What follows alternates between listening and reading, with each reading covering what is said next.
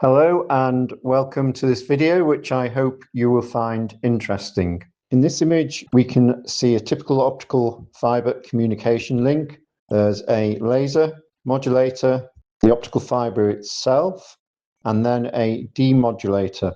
Now, it's the signal that will be propagating along the optical fiber, which is the topic of this video. On these two graphs, we have on the vertical axis the intensity of an optical pulse, and on the horizontal axis, time.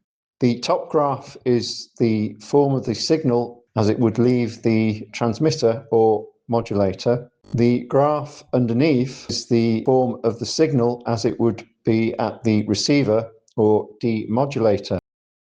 The reason for the change in shape of the pulses is due to the fact that with distance, the edges of the square wave light pulses will slow down, and furthermore, the intensity would drop off. These two graphs are similar to the previous slide, but note the graph or signal on the bottom image. In this case, the signal has travelled even further down the optical fibre, and note that the part A of the signal underneath has become extended.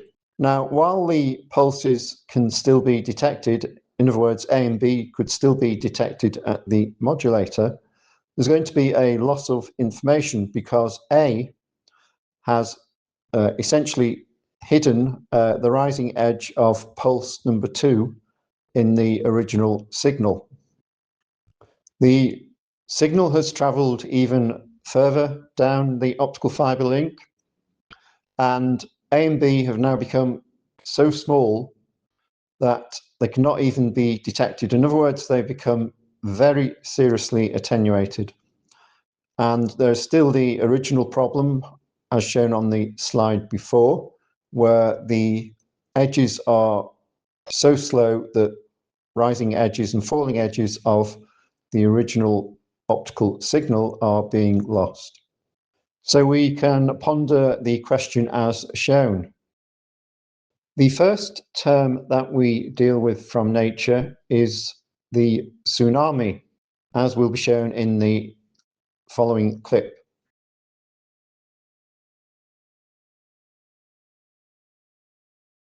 So that was a tsunami wave as it propagates through the ocean, and we're not dealing here with where the tsunami breaks upon a shore.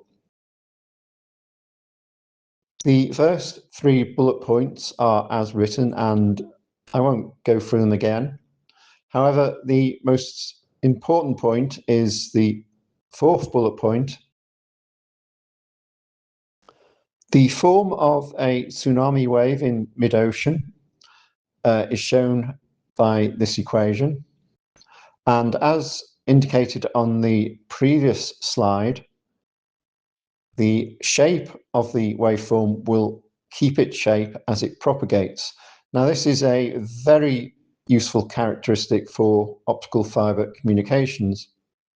Now, I'm not going to go into a great deal on the equation. On the left-hand side of the equation is the form of the pulse, and the pulse is, as indicated in capital letters, it's called a soliton. C is the speed of light, x is distance, t is time, and alpha is just a constant. Cosh is the hyperbolic cosine. So if the pulses going along an optical fiber are transmitted as solitons, then essentially what happens is the edges stay true. In other words, the falling and rising edges, with almost very little degradation. The only thing that will, of course, still be affected is the level of the intensity, and so the signal will still be attenuated. The way a soliton works is it interacts or produces nonlinear effects in the optical fiber, and those nonlinear effects are what keep the rising and falling edges of the pulse stable. So the question arises, how do we generate a soliton pulse?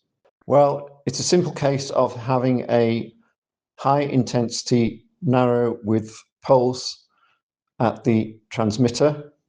That pulse will then go into the optical fiber, and as I mentioned a few seconds ago, that will produce non-linear effects in the optical fiber, and pretty quickly this high intensity pulse would become a soliton, and it would keep that form as it travels down the fiber.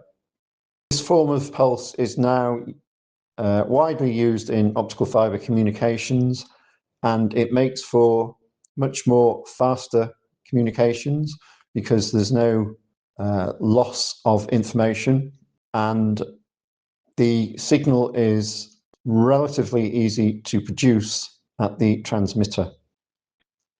Anyway, I hope you found this topic interesting.